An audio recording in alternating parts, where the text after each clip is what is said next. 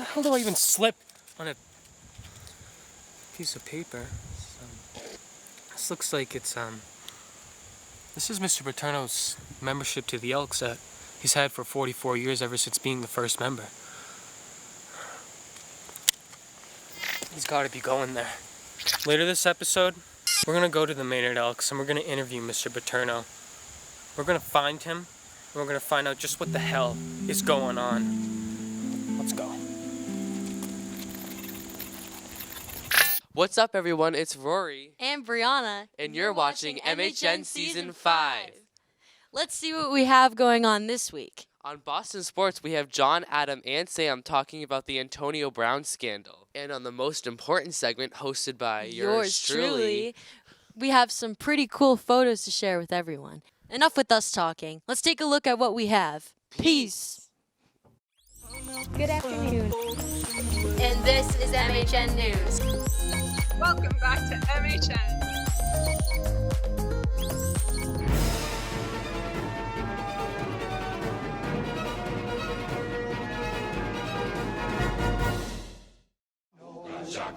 Everything's alright. Hooked on a feeling. I'm high on believing. Hello, today I'm here with Solimar Salazar. What was the last book you ever read? Wonder, a 4th grade level reading book. Give me your best impression of a cow. Cow? Moo. Woo! Claire, what do you love most about Brianna Mori? her driving me to school and from soccer every day. Aww. How do you say nice to meet you in Spanish? I have no clue. Hello. Encantada de conocerte. Muy bien! Wow. Would you rather have spaghetti for fingers or toes? Probably fingers. I could reach a lot of things with spaghetti fingers. Wow. If you had to live on a deserted island, would you rather live on it with Donald Trump or Elizabeth Warren? Which one could I kill easier? I guess I'd say Elizabeth Warren then. What's the best thing to go inside of a burrito? Steak. Yum. Yum. Welcome back to Stir the Pot. I'm Erin Coleman, and today I'm asking people's opinions on abortion. What's your opinion on abortion? I believe that everyone should have a choice, and I also respect people who would say that they're pro-life because I see their side, and I'm like, I understand. But personally, if I was in that situation, I wouldn't get an abortion. My opinion on abortion is very undecided, but I think it's more pro-choice because obviously if it's with someone you don't want a child with, or if it's a bad time in your life, then you should be able to choose whether or not that child is brought into the world. I come from a Catholic family, so I don't agree on people taking out their babies before they're born and don't giving them the chance to live. I'm pro-choice because I don't think that people should be forced to have children if they're not ready. Thanks for watching Stir the Pot. Tune in next week to see which controversial topic I ask people next. What's up? It's Haley. And your girl Sophia. Back with Tasty Time, and today we're going to be trying poppin' cooking. Let's get started. She can get a taste. She can get a taste. We have 3 boxes here. The blue one's sushi. The orange one is donuts. And the pink one's ice cream. Before we get into trying these tasty treats, we need to talk about what's on the packaging. It says here, DIY candy for kids. We have tuna, salmon, and fish eggs made by these little bears running around. On the orange packaging, Naruru and Naroon are spreading frosting on the donuts. The last package makes different types of Tanashi cakes with vanilla sprinkles. Let's get on to trying. Next time on Tasty Time. I'm not eating this. It smells like the orthodontist. This is not working. Absolutely amazing. This is fire. Cut. Tune in next time to see how they taste. Thank you for watching. Thanks, Rory. Now it's time for the best segment of the show, Photo of the Week, featuring Rory and I. Hope you're not sick of us yet. Peace!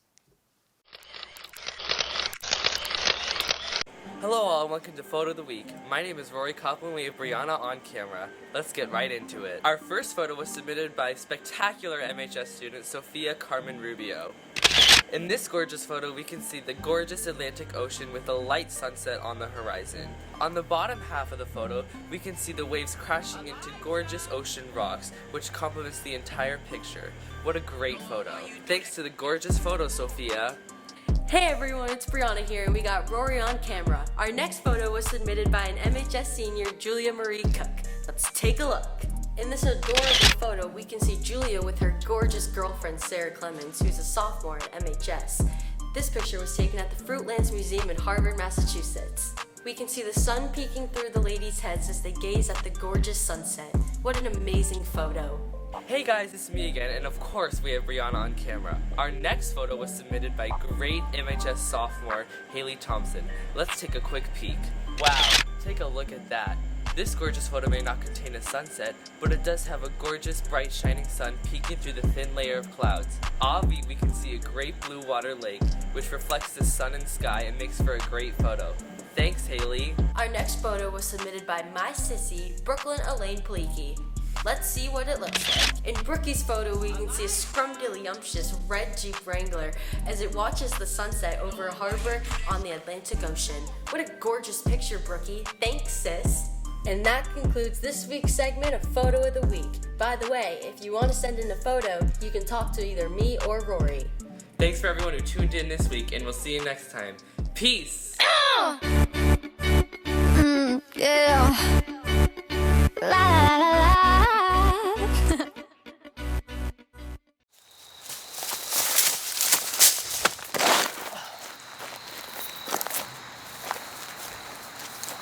Come here. We got his car here.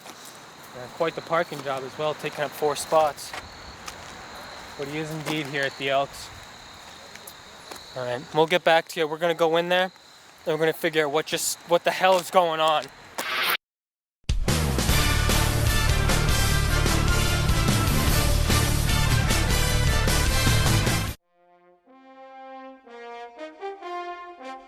I agree with the Patriots' decision to cut Antonio Brown, and I hope we can look past this and keep moving forward. Patriots are a terrible franchise. Let Antonio Brown go, who's probably the best receiver in the world, and I think Robert Kraft is an awful owner for how he handles his team and how he manages them. What the hell do you think you're doing?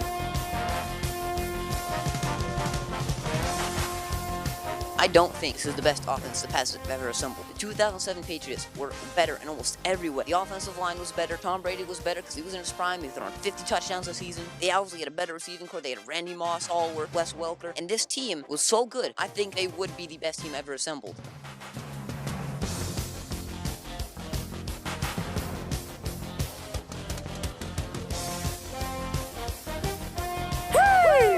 If this was Friday, I would have said that this was the best Patriots offense ever assembled. I still think this is one of the best offenses we've ever assembled because we did beat the Jets 30-14. After Sunday's win against the Jets, I'm very convinced that Brady is not slowing down at all. I think the Patriots are going to go 12-4 because Tom Brady's actually carrying them, but the organization just sucks. I completely disagree. Tom Brady's got more weapons other than Julian Edelman and Josh Gordon. He's got Sony Michel, James White, Philip Dorsett is still good. I think this record was going to be 14-2. I'm still sticking with it. We've seen over the last couple of weeks how good they have been. Even without Antonio Brown, I still think they'll do good. They're in a very weak division. There's only a couple of teams I could see that could beat them. One of them being the Chiefs, and one of them being the Cowboys or the Browns. But overall, I think this team's got a very easy schedule, and they should go 14-2.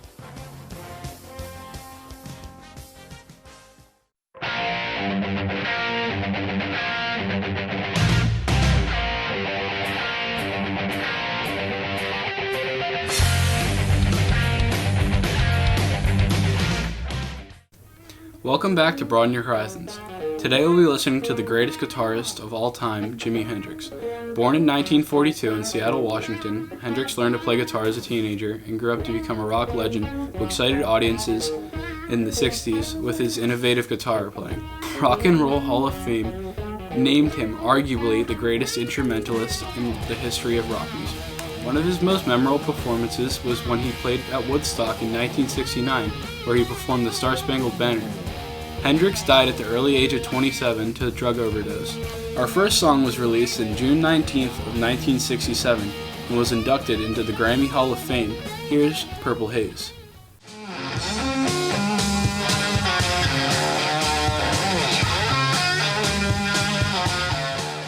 Today's vinyl of the week is Electric Ladyland by Jimi Hendrix. There must be some kind of way out of here. Our last song was released on March 25th, 1970 in Berkeley, California to protest the Vietnam War. Here's Machine Gun.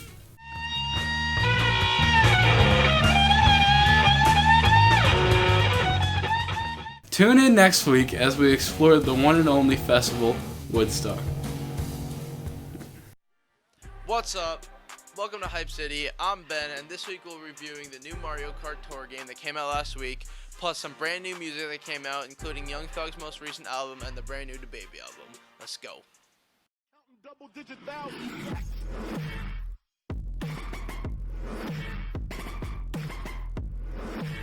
Starting off, the game everyone's been talking about. It's the perfect mixture of nostalgia and simplicity, which makes the game so popular to teenagers. It's Mario Kart Tour.